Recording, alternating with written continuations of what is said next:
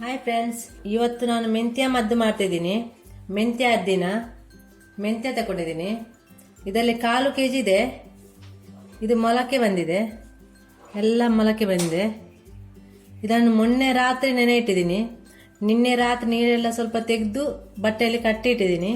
ಅದು ಇವತ್ತು ಮೊಳಕೆ ಬಂದಿದೆ. ಮೊಳಕೆ ಬಂದರೆ ತುಂಬ ಒಳ್ಳೆಯದು. ಈ ಮೆಂತ್ಯ ಮದ್ದು ಬಾಣಂತಿಯವರಿಗೆ ತುಂಬ ಒಳ್ಳೆಯದು. ಮೆಂತ್ಯ ಮದ್ದು ಮಾಡಲಿಕ್ಕೆ ತೆಂಗಿನಕಾಯಿ ಹಾಲು ಬೇಕಾಗುತ್ತೆ. ತೆಂಗಿನಕಾಯಿ ಹಾಲು ತಗೊಂಡಿದ್ದೀನಿ. ಇದರಲ್ಲಿ 1.5 ತೆಂಗಿನಕಾಯಿ ಇದೆ. 1.5 ತೆಂಗಿನಕಾಯಿ ಹಾಲು ತೆಗೆದು ತಂದಿದ್ದೀನಿ. ಇದು ಓಲೆ ಬೆಲ್ಲ.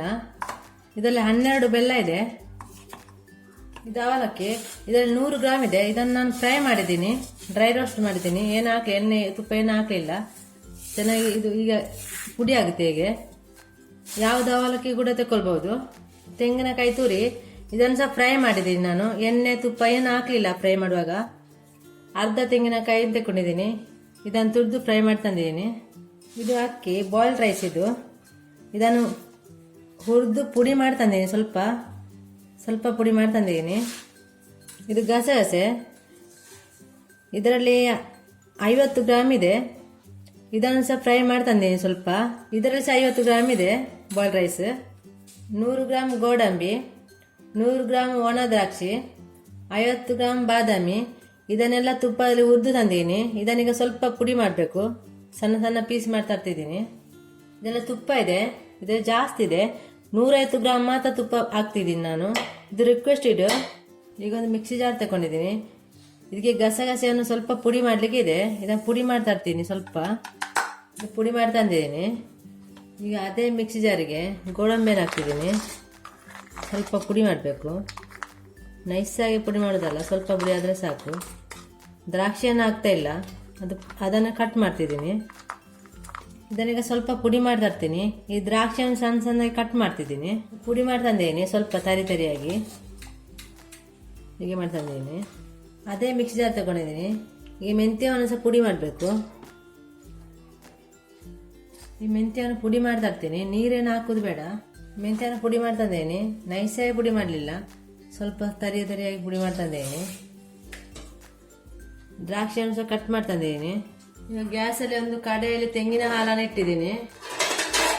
ತೆಂಗಿನಕಾಯಿ ಹಾಲನ್ನು ಇಡಬೇಕು ಬಿಸಿ ಮಾಡಲಿಕ್ಕೆ. ಇದಕ್ಕೀಗ ಮೆಂತ್ಯ ಪುಡಿ ಮಾಡಿದನ್ನು ಹಾಕ್ತಿದ್ದೀನಿ. ಇದರಲ್ಲಿಗೆ ಚೆನ್ನಾಗಿ ಬೇಯಬೇಕಿದು. ಇದನ್ನೆಲ್ಲ ಹಾಕ್ತಿದ್ದೀನಿ. ಇದೀಗ ಚೆನ್ನಾಗಿ ಮಿಕ್ಸ್ ಮಾಡಬೇಕು.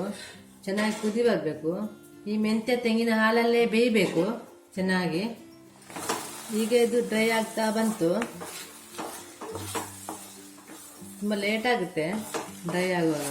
ಇದಕ್ಕೆ ಬೆಲ್ಲ ಹಾಕಬೇಕು.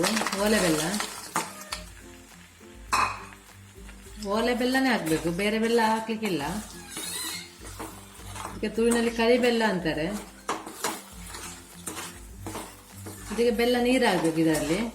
ಅಷ್ಟರೊಳಗೆ ಮಿಕ್ಸ್ ಮಾಡ್ತಾ ಇರಬೇಕು. ಈಗ ಬೆಲ್ಲ ಎಲ್ಲ ಕರಗಿದೆ. ಇನ್ನು ಇದು ಡ್ರೈ ಆಗಬೇಕು.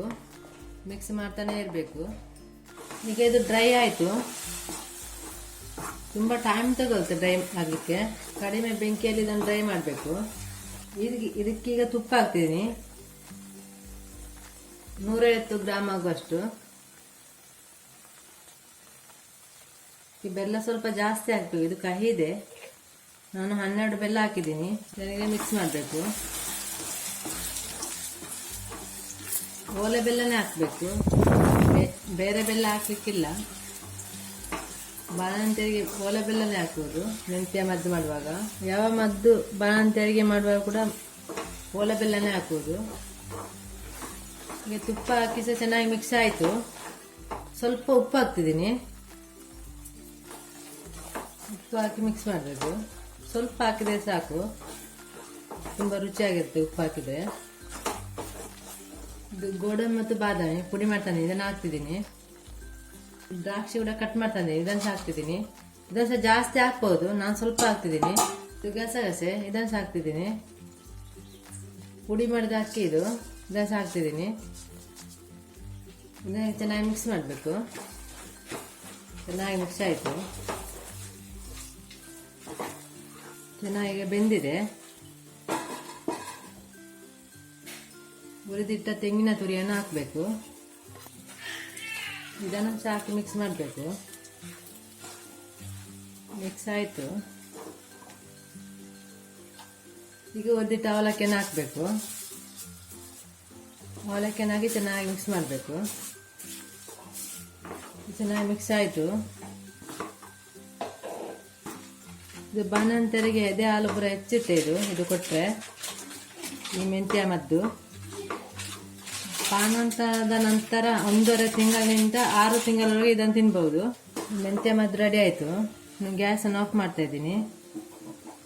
ಇದು ಬೇಗ ಹಾಲಾಗುದಿಲ್ಲ, 2-3 ತಿಂಗಳವರೆಗೆ ಸಹ ಹಾಲಾಗುದಿಲ್ಲ. ಇದಕ್ಕೆ ನೀರು ತಾಗಬಾರ್ದು, ಪ್ಲಾಸ್ಟಿಕ್ ಡಬ್ಬದಲ್ಲಿ ಹಾಕಬಾರ್ದು, ಇಂಥದಲ್ಲಿ ಹಾಕಬೇಕು. ಇದು ಭರಣಿ ತಣ್ಣಗಾದ ಮೇಲೆ ಇಂಥದಲ್ಲಿ ಹಾಕಿಡ್ಬೇಕು, ಮುಚ್ಚಿಡ್ಬೇಕು. ಏನಾಗುದಿಲ್ಲ 2-3 ತಿಂಗಳವರೆಗೆ. ಇದು ಮೆಂತ್ಯ ಮದ್ದು ರೆಡಿ ಆಯಿತು. ನೀವು ಸೊಮ್ಮೆ ಟ್ರೈ ಮಾಡಿ.